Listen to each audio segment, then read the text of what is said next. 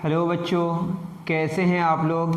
आशा करता हूं कि आप लोग बहुत अच्छे होंगे और बहुत अच्छी पढ़ाई कर रहे होंगे और आपने लाइट में जो शैडो है और प्लेन मिरर्स है उसको अच्छे से स्टडी कर लिए होंगे। अगर आपने अब तक नहीं किया है तो हमारे पीछे सारे लेक्चर्स को देख लें। तो हमने शैडोज़ और प्लेन मिरर्स और रिफ्लेक्शन पे बात करा है। अब हम लोग जो शुरू करेंगे वो है स्फेरिकल मिरर्स। बहुत इंटरेस्टिंग। तो चलिए शुरू करते हैं स्फेरिकल मिरर्स। ठीक है, अब भी आप अगर नहीं मेरे पुराने वीडियोस देखें, पुराने लेक्चर्स, तो आप उसको देख लें, तब ये लेक्चर समझ आएगा, क्योंकि वो सारी चीज़ें रिलेटेड हैं। किससे? प्लेन मिरर अगर आप जान लेंगे तो इन जानने में बहुत सारी चीज़ आसानी होगी, क्योंकि वहाँ पे आपको लॉज ऑफ रिफ्लेक्शन पढ़ा होगा आपने वहाँ पे। तो लॉज ऑफ रिफ्लेक्शन अगर पढ़ा होगा तो यहाँ पे वो यूज़ होगा। ठीक, तो चलिए शुरू करते हैं। तो स्फेरिकल मिरर्स क्या होता है? आप स्फेरिकल मिरर्स ये समझें, इससे पहले जो हमने प्लेन मिरर पढ़ा था, हमने बताया था कि ऊपर ग्लास होता है। तो वो ग्लास था ना, वो प्लेन ग्लास था, कर्व्ड नहीं था। तो ग्लास तो मिरर नहीं है ना। क्या है कि हमने एक ग्लास लिया, मान लेते हैं ये ग्लास है, ठीक है, थोड़ा सा तो चौड़ा होगा ना, तो उसकी कुछ मोटाई होगी। तो एक तरफ हम क्या करते हैं, पेंट कर देते हैं इस तरह से, और ये वाला जो सरफेस है ये क्या हो जाता है, रिफ्लेक्टिंग सरफेस। कैसा सरफेस? तो जिस तरफ हम पेंट करते हैं उसके ऑपोजिट डायरेक्शन में क्या हो, उसका ऑपोजिट साइड क्या हो जाता है, रिफ्लेक्टिंग सरफेस। अब यूँ समझें, एक ग्लास है तो ग्लास के पीछे हमने क्या किया, पॉलिश किया। तो ग्लास तो पहले से प्लेन था, तो पीछे वाला पोर्शन का जो एकदम सटा हुआ है पेंट से, वो क्या होगा, वो लाइट जाएगी हवा से किसमें, ग्लास में जाके फिर उस पॉलिश में जाके टकरा के वापस आएगी। तो बेसिकली पॉलिश्ड जो सरफेस है वो रिफ्लेक्टिंग सरफेस है। तो पॉलिश आप पीछे से किया, लेकिन हुआ किधर से, पॉलिश आगे से। बेसिकली समझ रहे हैं मेरी बात? अब समझ रहे हो हम? ठीक है। तो इसी तरीके से अगर आप एक स्फीयर लें, होलो स्फीयर। होलो स्फीयर का मतलब देखिए, फुटबॉल देखते हैं ना, अंदर भरा हुआ नहीं होना चाहिए, बाहर भरा हुआ होना चाहिए। मतलब बस सरफेस की बात कर रहे हैं, और थोड़ी सी तो मोटाई होगी ही। तो अगर हम एक होलो स्फीयर लें, क्या लें, होलो स्फीयर, ठीक है, लेते हैं, कोई बात नहीं। अगर होलो स्फीयर लें तो यहाँ तो हम सर्कल ही बना सकते हैं ना। ये आपका होलो स्फीयर है, तो कुछ इसकी मोटाई होगी। और हमने कहा था कि जो मटेरियल होता है वो ग्लास, ग्लास को हम इग्नोर करेंगे, बस हम किसको लेंगे, जो पॉलिश जो हमने किया, जिधर से पॉलिश करेंगे उसका ऑपोजिट डायरेक्शन हमारा क्या होगा, रिफ्लेक्टिंग सरफेस होगा। क्या होगा? हमने ग्लास का क्यों इस्तेमाल किया, क्योंकि वो ट्रांसपेरेंट है, और जो पॉलिश होगा जिसको करेंगे तो वो क्या होगा, ग्लास उसको सेफ्टी के लिए वर्क करेगा। बात समझ आ रही है? अगर सिर्फ और सिर्फ पॉलिश होगा तो हवा में अटक तो रह के नहीं सकता ना, किसी में तो करना पड़ेगा। बात समझ आ रही है? वैसे आप स्पून की बात करें तो स्पून में आपको वहाँ पे रिफ्लेक्टिंग सरफेस हो जाता है, क्योंकि हाईली पॉलिश वो खुद ही है। ठीक है, चलिए हम लोग बात करते हैं। तो बात क्या है कि हमने एक क्या लिया, होलो स्फीयर लिया। इस होलो स्फीयर को हम कट कर सकते हैं, तो मैंने कट कर दिया, ठीक है, इसको कट कर दिया। अब ये कट कर देंगे तो यही बचेगा आपका। अब ये जो पार्ट बचा, इसको हम दो तरीके से इसका हिसाब और किताब कर सकते हैं। एक तरीका है कि मैं इधर से इसको क्या करूं, इधर से इसका क्या होता है बताइए, यहाँ पे एक सेंटर होता है। इसे बताने की वैसे ज़रूरत है नहीं, तब भी ये अगर पूरा होता, जैसे मैं बताऊं, ये हमारा क्या है, ठीक है, मैंने क्या किया, बाहर से पेंट किया, बाहर से उसको पॉलिश किया, तो जो रिफ्लेक्टिंग सरफेस हुआ वो क्या हुआ, ये वाला आपका रिफ्लेक्टिंग सरफेस हुआ। ठीक है, तो अंदर की तरफ रिफ्लेक्टिंग सरफेस है, सेंटर की तरफ अगर देखें तो, और बाहर से हमने क्या किया, इसको पॉलिश किया। ठीक, कोट किया, एक्चुअली यहाँ लिखा हुआ है कोटेड। ठीक है, तो बाहर से कोट करेंगे तो पॉलिश जो होगा अंदर से होगा, मतलब रिफ्लेक्टिंग सरफेस किधर से होगा, अंदर से होगा। बस यूं जाने, जिधर से हम कोटिंग करेंगे उसका ऑपोजिट साइड क्या होगा, आपका रिफ्लेक्टिंग सरफेस। और ये जो हुआ, जो स्फीयर का ये पार्ट था ग्लास जिसके ऊपर हमने कोट किया है, उसका जो सेंटर है, इसको बोलते हैं सेंटर ऑफ कर्वेचर। क्या बोलते हैं इसको, सेंटर ऑफ कर्वेचर। कर्व से आया है कर्वेचर, तो कर्व का ये कर्वेचर है। ठीक, अब क्या होता है, सिंपल सी बात है, ये बातें हैं। उसके बाद कोई भी एक पॉइंट हम लेते हैं कन्वीनियंट, जो ज़रूरत के हिसाब से हम लोग लेंगे। ठीक है, कोई भी मान लेते हैं, अक्सर हम लोग लेते हैं बीच में, लेकिन बीच में लेना ज़रूरी नहीं है, इसका ख्याल रखना। बीच में लेना कोई ज़रूरी नहीं है। ये सेंटर से इस पोल को मिलाएंगे हम लोग, बाद में सीखेंगे धीरे धीरे। ये एक एक्सिस होगा, इसको बोलेंगे प्रिंसिपल एक्सिस। क्या बोलेंगे इसको? प्रिंसिपल एक्सिस, ठीक है। और इसको क्या कहेंगे? पोल कहेंगे। पोल का बीच में एकदम होना ज़रूरी नहीं है, बट अक्सर हम पोल को कहाँ लेंगे? बीच में। आपके सिलेबस में जो चीज़ें हैं, आपके सिलेबस में नहीं, आपके हिसाब से जितनी सारी चीज़ें होंगी, अभी आपको जो नज़र आएगी आपकी किताब में, पोल आपको इसका सेंटर में ही नज़र आएगा, इसका जियोमेट्रिक सेंटर में, ठीक है। और इस पूरे को जहाँ से जहाँ तक लाइट रिफ्लेक्ट होती है, इस पूरे को हम लोग बोलते हैं एपर्चर। क्या बोलते हैं? याद रखें, एपर्चर। और हम लोग स्मॉल एपर्चर की बात करेंगे। किसकी बात करेंगे? Small aperture. अब देखिए, ये सेंटर है, ये पोल है, इसको मिला देंगे तो ये क्या होगा आपका? रेडियस। इसको बोलते हैं रेडियस ऑफ कर्वेचर। क्या बोलते हैं इसको? ये छोटी छोटी बातें हैं। तो क्या क्या हो गया बताएं? Pole, centre of curvature, radius of curvature, और पोल और सेंटर ऑफ कर्वेचर को मिलाने वाली जो लाइन होगी उसको कहेंगे प्रिंसिपल एक्सिस। जो मेन बात आएगी जो हम बताने वाले हैं, और ये जो बात हुई बाहर से कोट करें और अंदर से रिफ्लेक्टिंग सरफेस हो, this is called concave mirror. कौन सा मिरर? Concave mirror. और अगर यहीं पे बात हो, ये अंदर की तरफ क्या करें? कोट करें, और बाहर से क्या हो? रिफ्लेक्टिंग सरफेस हो। इसमें भी ऐसी ही कुछ बातें होंगी। इसको बोलेंगे कॉन्वेक्स मिरर। क्या बोलेंगे इसको? सिंपल सिंपल बातें हैं। स्फीयर का पार्ट है, या तो बाहर की तरफ कोट करेंगे ग्लास को, या अंदर की तरफ। कैसा स्फीयर लिए? Hollow sphere. बाहर की तरफ कोट करेंगे तो अंदर रिफ्लेक्टिंग सरफेस होगा, उसको कॉनकेव मिरर बोलेंगे, और अंदर की तरफ कोट करेंगे तो बाहर से रिफ्लेक्टिंग सरफेस होगा, उसको हम कॉन्वेक्स मिरर बोलेंगे। स्फीयर का जो पार्ट हम लिया था, जो हमने ग्लास लिया है, जो चूज़ किया, जिस पे कोट किया है, वो जिस स्फीयर का पार्ट था उसका जो सेंटर है उसको बोलेंगे centre of curvature. Centre of curvature और पोल को मिलाएंगे तो प्रिंसिपल एक्सिस होगा। पोल को एकदम बीच में लेना ज़रूरी नहीं है, वो हमारे कैलकुलेशन पे जो डिस्टेंस हम लेने जाएंगे आगे अभी पढ़ेंगे तो वो कन्वेनियंस के हिसाब से हम लोग लेंगे। अक्सर उसको हम बीच में लेते हैं। पोल और सेंटर ऑफ कर्वेचर को मिलाने वाली जो लाइन है वही तो आपका क्या है? रेडियस है ना, उसको बोलेंगे रेडियस ऑफ कर्वेचर, ठीक है। और क्या हमने बताया? सिंपल सी बात है, और कुछ है नहीं यहाँ पे।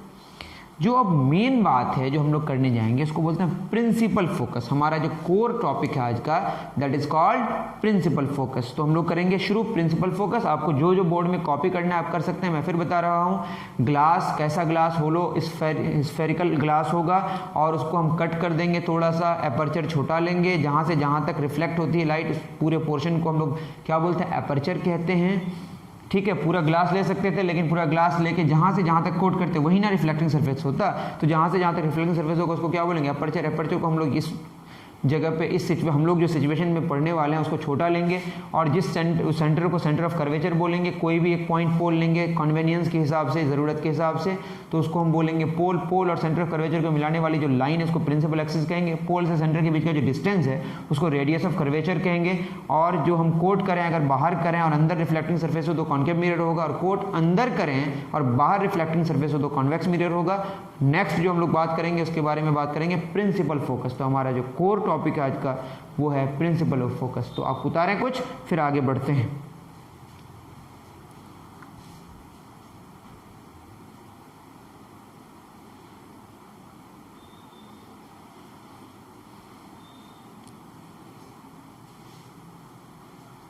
चलिए लिखिए प्रिंसिपल फोकस। फोकस नहीं, मैं बात कर रहा हूं प्रिंसिपल फोकस की।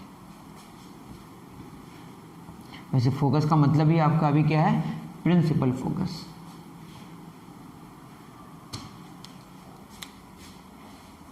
चलिए टॉपिक हमारा क्या है? Principal focus. हम अभी कौन सा लें? याद रहे, बड़ा बना रहे ज़रूर है, लेकिन एपर्चर छोटा है आपका, और ये जिसका पार्ट है इसका कोई सेंटर होगा, सेंटर ऑफ कर्वेचर। हमने बाहर की तरफ से क्या किया? कोट किया, तो क्या होगा? ये कॉनकेव मिरर। कौन सा मिरर होगा?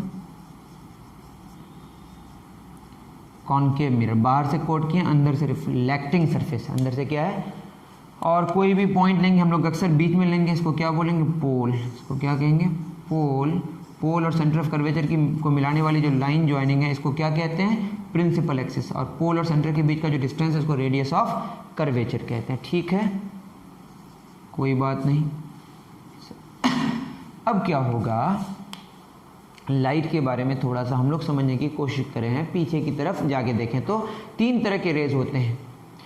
रे, लाइट जिस पाथ में चलता है उस पाथ का नाम रे है, और रेज का जो बंडल है उसको बीम कहते हैं। 3 तरह के हमारे बीम हैं, डाइवर्जेंट, कॉन्वर्जेंट और पैरेलल। ठीक है, अभी हम लोग पैरेलल रेज की बात करेंगे, मतलब पैरेलल बीम की बात करेंगे।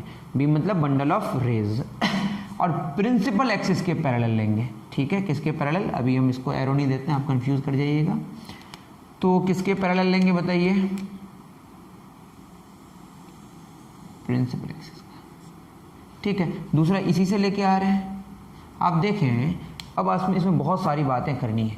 बात क्या है कि एक रे जा रही है जो किसके पैरेलल जा रही है, प्रिंसिपल एक्सिस का। दूसरा प्रिंसिपल एक्सिस को ही होते हुए आ रही है। ये कहाँ, जहाँ मीट करेगी वही तो ऑब्जेक्ट होगा। तो ये कहाँ पे मीट कर रही है, पीछे जाके इन्फिनिटी में, क्योंकि पैरेलल रेज हैं। कैसे रेज हैं, पैरेलल रेज या पैरेलल बीम, रेज को ही बीम कहते हैं। तो पैरेलल रेज, अगर 2 पैरेलल रेज, वैसे इन्फिनाइट रेज होंगे लेकिन हम कितने लिए, 2। तो 2 अगर हम देख रहे हैं वो पीछे कहाँ पे जाके मीट करेगी, इन्फिनाइट में, तो उसको बोलते हैं कि ऑब्जेक्ट से जो लाइट आ रही है वो कहाँ से आ रही है, इन्फिनिटी से आ रही है। कहाँ से आ रही है, इन्फिनिटी से। ठीक है, कोई बात नहीं, फ्रॉम इन्फिनिटी। तो इन्फिनिटी से लाइट आ रही है, कोई बात नहीं। वो कैसे समझेंगे, जब पैरेलल रेज होगा। कैसा रेज होगा, पैरेलल रेज। अब ठीक है, क्या जानेंगे, अब होगा क्या, जब ये टकराएगा आके तो आपको कुछ बातें जाननी है सर्कल का और स्फीयर का। मैं भी सर्कल ही बना रहा हूँ।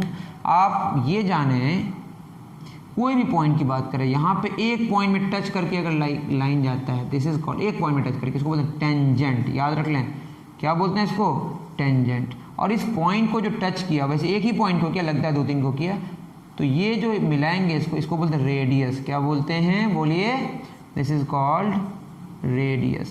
और रेडियस इस टेंजेंट के साथ, मतलब इस पॉइंट के साथ जो एंगल बनाएगा वो हमेशा कितना बनाएगा, 90 डिग्री, किसी भी पॉइंट में।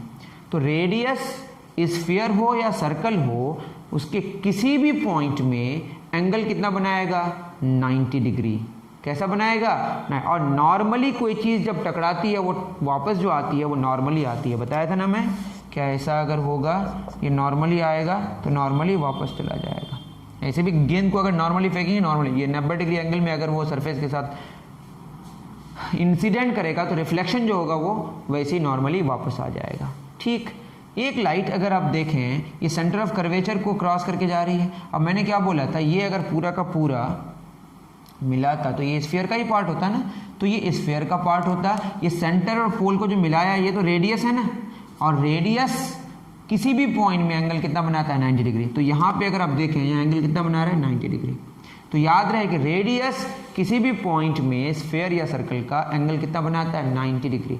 Radius is normal at any point on the sphere और सर्कल। इसको लिख लें, radius is normal at any point on the sphere और सर्कल। ओके, चलिए कोई बात नहीं। अब नॉर्मली इंसिडेंट कर रही है, चूंकि ये तो नॉर्मल है, और जब नॉर्मली इंसिडेंट करेगी तो मैंने बताया था नॉर्मली क्या हो जाएगी, वापस हो जाएगी। लाइट जा रही है,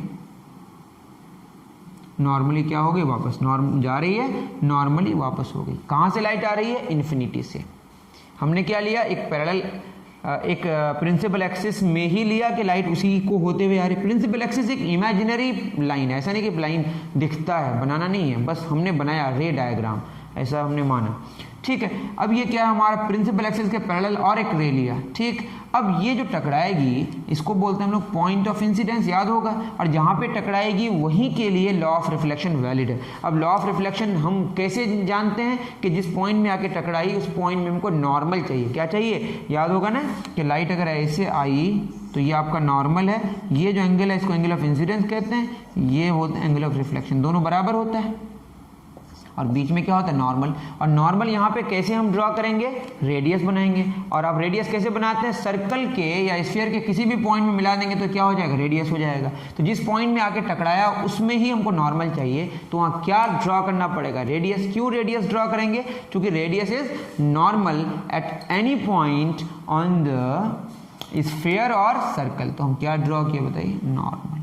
ये क्या है, बेसिकली ये रेडियस है, और रेडियस क्या होता है, चूंकि रेडियस इज, मैं ब्रैकेट में लिखता चूंकि नहीं, is normal at any point on the, यहाँ पे स्फीयर है तो स्फीयर, तो नॉर्मल हमने ड्रॉ कर दिया। अब नॉर्मल के साथ एंगल जो बनाएगा ये इंसिडेंट रे है। कौन सा रे है ये, इंसिडेंट रे, उसको बोलते हैं एंगल ऑफ इंसिडेंस। ये अगर x है तो क्या होगा, ये टकरा के जो वापस आएगी तो ये भी जो एंगल बनाएगा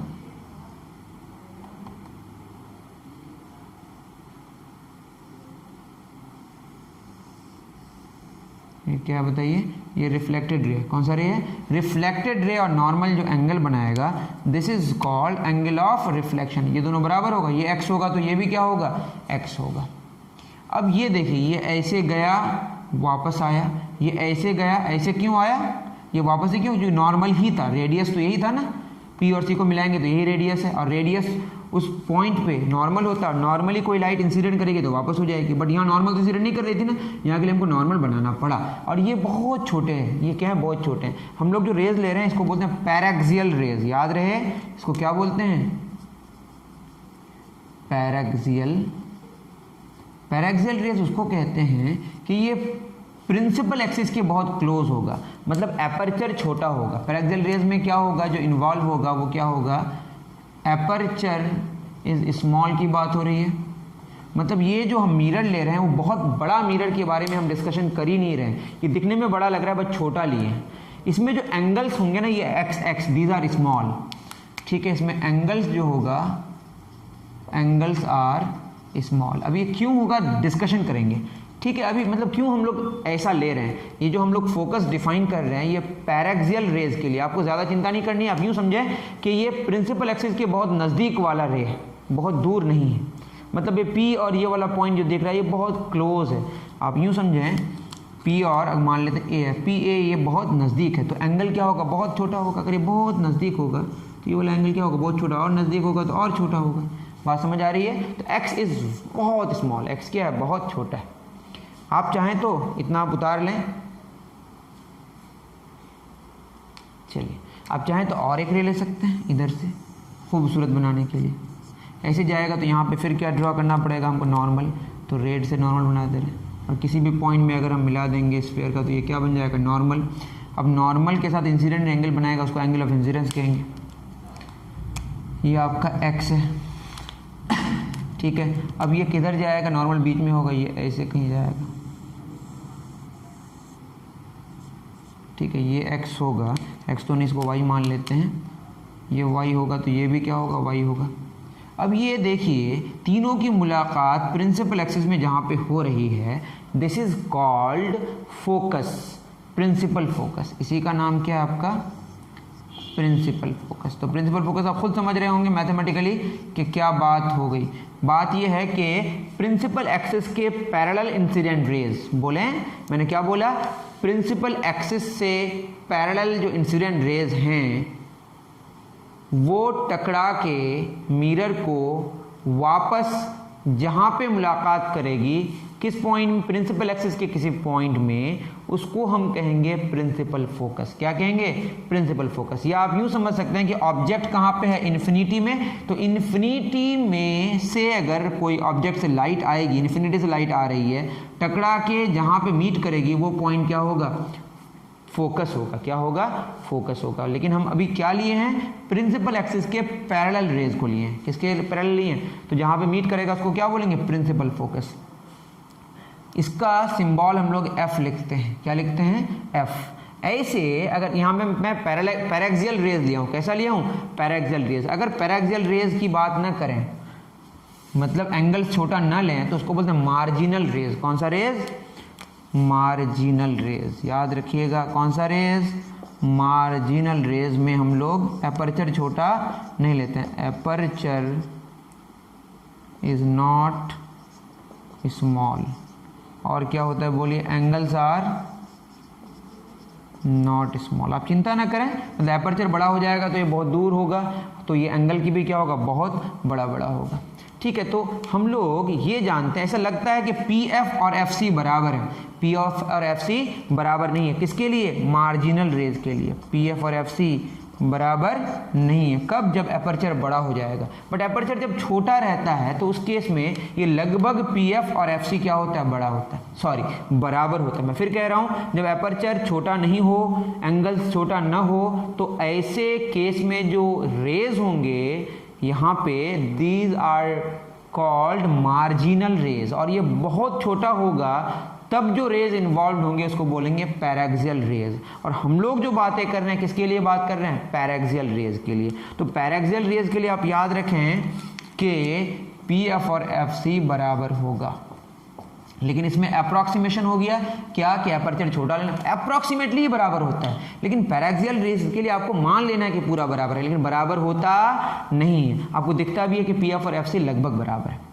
लेकिन ये कब? जब कैसा रेज हो? Paraxial raise. आपके जो बुक में ये सारी बातें गिवन नहीं है, आपको बाय डिफ़ॉल्ट ये दिमाग में रखना है कि जो भी बातें हो रही हैं वो किस में हो रही हैं कि एंगल्स को छोटा लिए हैं और एपर्चर को छोटा लिए हैं। आपको डायग्राम, रे डायग्राम समझ आ रहा होगा, इसको आप कॉपी करें। मार्जिनल रेज के लिए पी एफ और एफ सी बराबर नहीं होता है, बाद में सीखेंगे। और पैराक्सियल रेज में अप्रॉक्सीमेशन क्या लेते हैं कि एंगल्स को छोटा लेते हैं, एपर्चर को छोटा लेते हैं, तो पी एफ और एफ सी एकदम बराबर मानते हैं, बट होता नहीं है। इतना कम डिफरेंस है पी एफ और एफ सी में कि हम लगभग क्या मानते हैं? बराबर मानते हैं। उतारें इसको।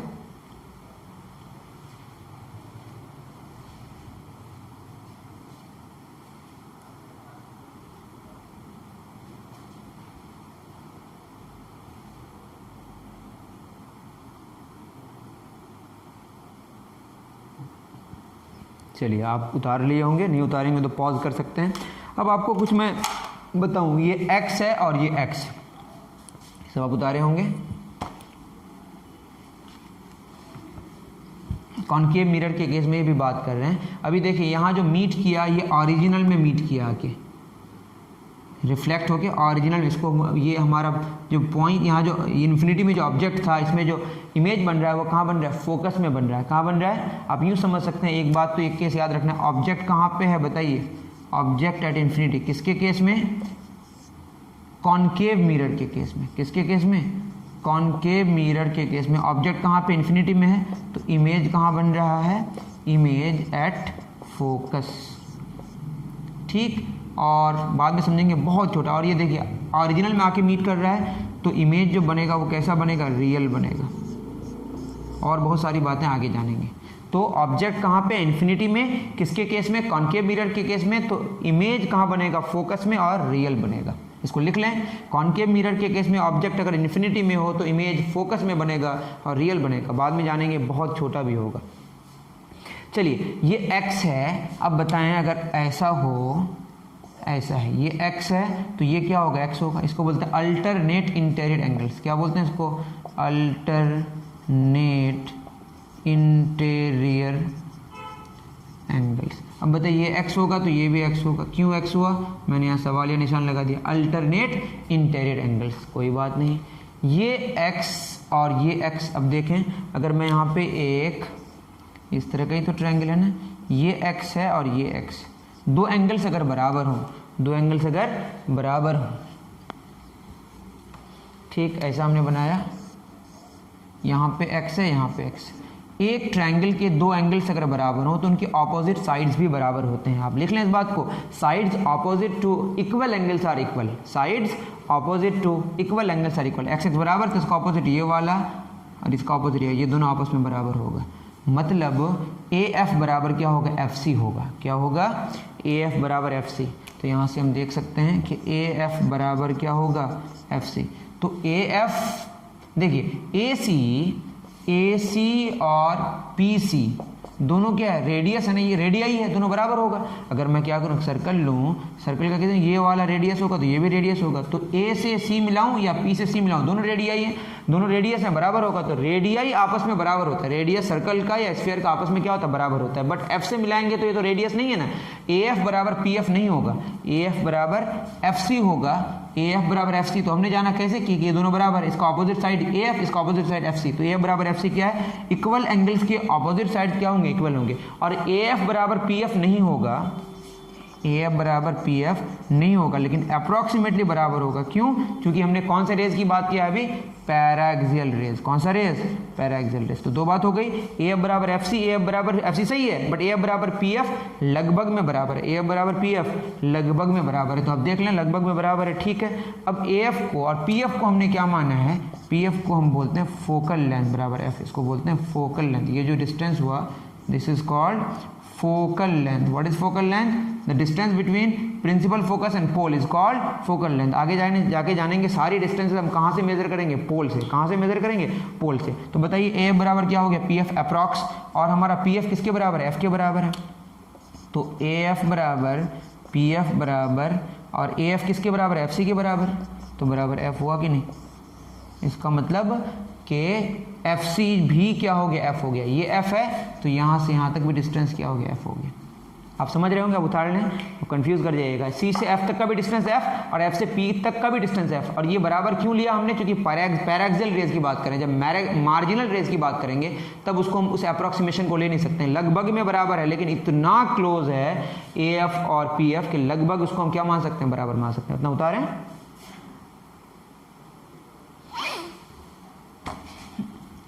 चलिए यहाँ पे मैं कर दे रहा हूँ। अब बताइए एफ सी बराबर एफ पी बराबर एफ आया आपका। मैं अगर बात करूँ पी सी बराबर, तो पी सी क्या है? पी से सी तक का डिस्टेंस, इसको बोलते हैं रेडियस ऑफ कर्वेचर आर, बराबर क्या होगा? पी सी बराबर C F plus F P, C F plus F P. C F कितना है आपका? एफ, और एफ पी कितना है? एफ। देख रहे हैं ना? अरे पी से सी तक, सी सेंटर ऑफ कर्वेचर है, ये पोल है, मतलब स्फीयर का एक पॉइंट है, मिला देंगे रेडियस हो जाएगा। सी से एफ, एफ से पी क्या हो जाएगा? पूरा हो जाएगा C F plus F P. और सी एफ और एफ पी दोनों ही क्या है आपका? एफ है, तो क्या हो जाएगा? F F two F. तो रेडियस ऑफ कर्वेचर बराबर क्या होगा? फोकल लेंथ का डबल हो गया, या फोकल लेंथ बराबर आर बटे दो, ऐसा, या बराबर आर बटे दो।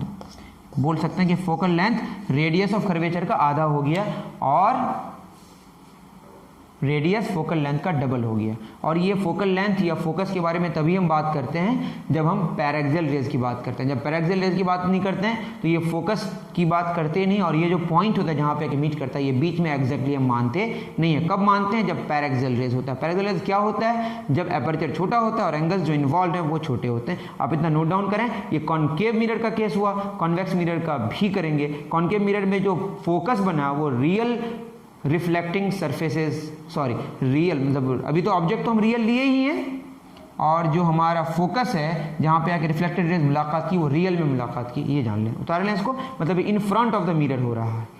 अब जानेंगे कॉन्वेक्स मिरर का केस, उसमें क्या होता है। ठीक,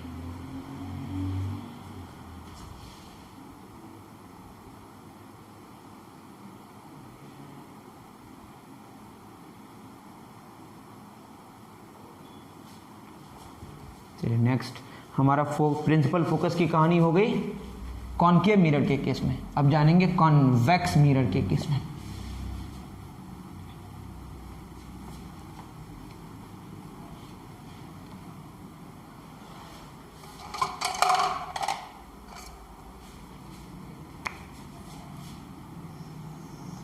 इसमें किधर हम लोग करते हैं? अंदर की तरफ। ये आपका रिफ्लेक्टिंग सरफेस है, इसको बोलते हैं कॉन्वेक्स मिरर। इसको मिलाते तो क्या होता है? इसका एपिसेंटर होता। तो सेंटर कोई भी पॉइंट लेंगे हम लोग, बीच में लेते हैं अक्सर, इसको बोलते हैं हम लोग पोल। क्या बोलते हैं? पोल। इसमें भी अपर्चर छोटा है लेकिन जूम करके बनाए हैं। ये आपका क्या है बताइए?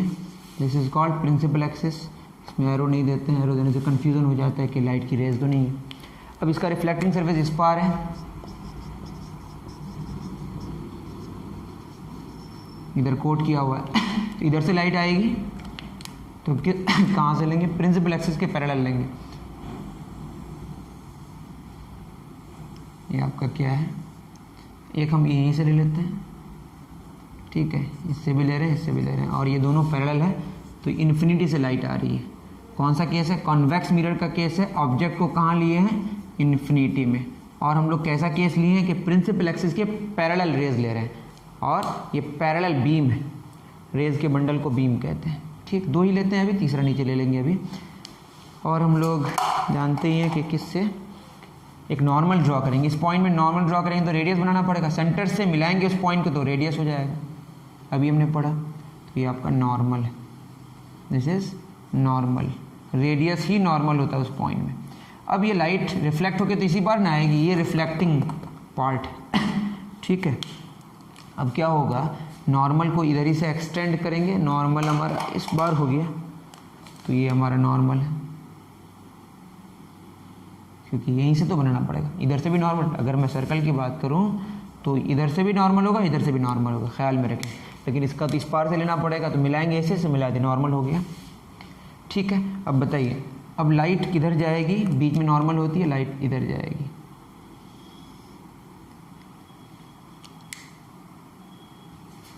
इधर जाएगी, थोड़ा सा ज़्यादा ही बड़ा हो गया। इसमें भी कौन सा रेज की बात कर रहे हैं, पैराक्सियल रेज, तो ये आपका इसमें भी क्या होगा बताइए, ये अगर x होगा तो ये भी क्या होगा, x होगा। रेज कैसा है, पैराक्सियल रेज, मतलब क्या कि एपर्चर छोटा है और एंगल्स जो इन्वॉल्व होंगे सारे छोटे होंगे। अब यहाँ पे ये वाला गया, ये गया तो क्या होगा बताइए, ये पोल से सेंटर को मिलाएंगे तो ये रेडियस, यही रेडियस है, और जो रेडियस होता है वही नॉर्मल होता है, तो नॉर्मली जा रही है तो नॉर्मली जाएगी तो क्या होगी, नॉर्मली वापस हो जाएगी। बताइए, एक लाइट की रे इधर जा रही है मतलब रिफ्लेक्ट होने के बाद, और एक इधर जा रही है, आप खुद देखिए, एक इधर जा रही है और एक इधर जा रही है, दोनों की मुलाकात इस पार तो नहीं होगी। आपको दिख गया, एक लाइट ऐसे जा रही है और एक ऐसे जा रही है लाइट की रे, तो दोनों की मुलाकात नहीं होने वाली, तो मुलाकात हमको कराना पड़ेगा। तो मुलाकात हम कैसे कराएंगे, जो पीछे कुछ है नहीं लेकिन हम बढ़ा रहे हैं, इसको ही बढ़ा रहे हैं, तो दोनों को बढ़ा के कहाँ मुलाकात किया, यहाँ पे। तो जहाँ पे मुलाकात करता हुआ लगा, और एक ले लेते हैं खूबसूरत लगने के लिए, वैसे काम हो गया हमारा, तीसरा ले रहे हैं ठीक है। ये हमारा पॉइंट ऑफ इंसिडेंस है, यहाँ से इसको हम मिलाएंगे तो ये क्या हो जाएगा, नॉर्मल। फिर यहाँ पे नॉर्मल थोड़ा एक्सटेंड करा देंगे, क्योंकि इस पार ही तो हमको रिफ्लेक्ट कराना है।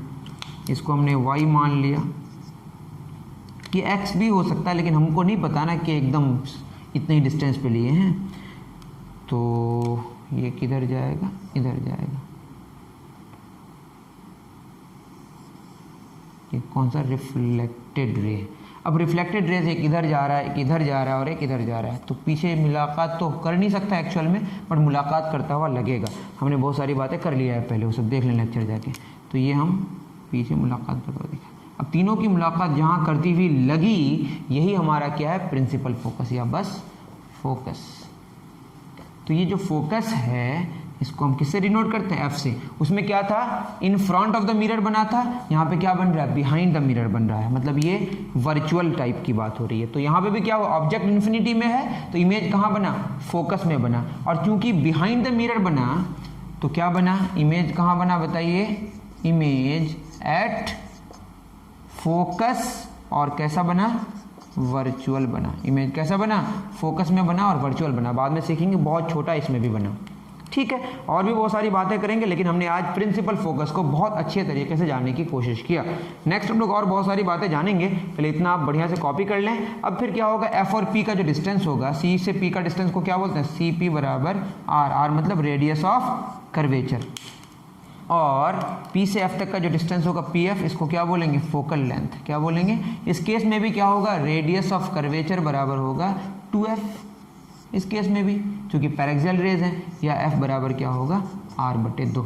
तो ये सारी बातें हमारी हो गई किसके केस के लिए, कॉन्वेक्स मिरर के केस के लिए। तो दो केसेस पढ़ा, एक कॉनकेव मिरर का केस और एक कॉन्वेक्स मिरर का केस। कॉनकेव मिरर के केस में क्या होता है बताइए, जो रिफ्लेक्टिंग सरफेस होता है, वो जो हमारा कोट किया हुआ होता है बाहर की तरफ से होता है, अंदर की तरफ रिफ्लेक्टिंग सरफेस होता है। और फोकस पढ़ा हम लोगों ने, मेनली हमारा कोर टॉपिक क्या था, प्रिंसिपल फोकस। और प्रिंसिपल फोकस जो होगा वो क्या होगा, हमारा P और C के एग्जैक्टली बीच में होगा, क्योंकि हमने माना है कैसा rays, paraxial rays. Marginal rays के लिए ऐसा नहीं होता, मतलब जनरली ऐसा नहीं होता है, हमने स्पेशली ऐसा किया कि अप्रॉक्सीमेटली मान लिया कि एग्जैक्टली बीच में होगा, बट ऐसा होता नहीं है। ये कब होगा, जब अपर्चर छोटा होगा और एंगल्स छोटा होगा, कभी भी नहीं, अप्रॉक्सीमेटली इतना कम डिफरेंस होता है कि हम उसको बीच में मानते हैं, ठीक है। मुझे लगता है कि आपको बहुत अच्छे तरीके से समझ आया होगा। अभी के लिए इतना ही, दीजिए इजाज़त। थैंक यू वेरी मच मेरे प्यारे बच्चों।